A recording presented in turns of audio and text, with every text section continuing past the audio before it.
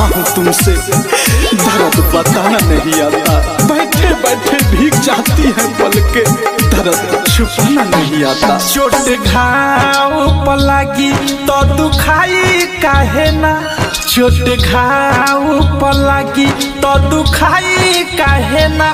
भगवान जी हो जब दिल तू बनवला तो दवाई काहे ना, जब दिल तू बनवला तो दवाई काहे ना। चोट घाव पर लागी तो दुखाई काहे ना। भगवान जी हो जब दिल तू बनवला तो दवाई काहे ना, जब दिल तू बनवला तो दवाई काहे ना। हर तन्हा रात में एक नाम याद आता है, कभी सुबह कभी शाम याद आता है।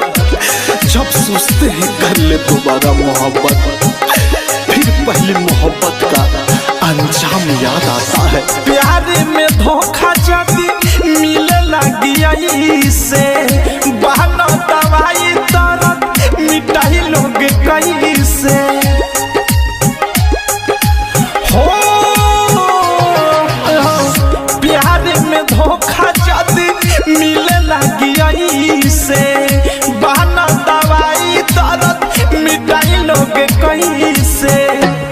जेकरा खातिर तनी परछाई थाहे ना, जेकरा खातिर तनी परछाई थाहे ना।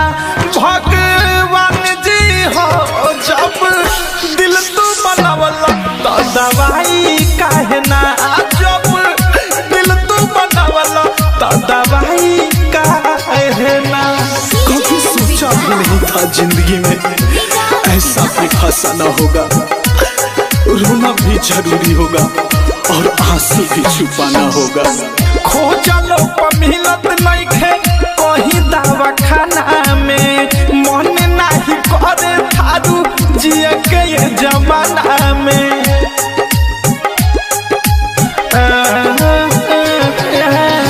खोजलो पर मिलत नहीं खे कहीं दवा खाना में, मन नहीं करे थारू जिए के ये जमाना में।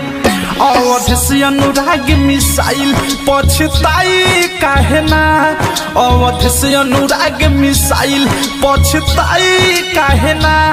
भगवान जी हो जब दिल तू बनवला तो दवाई काहे ना, जब दिल तू बनवला तो दवाई काहे ना। चोट घाव पर लागी तो दुखाई काहे ना। भगवान जी हो जब दिल तू बनवला तो दवाई काहे ना, जब दिल तू बनवला तो दवाई काहे ना।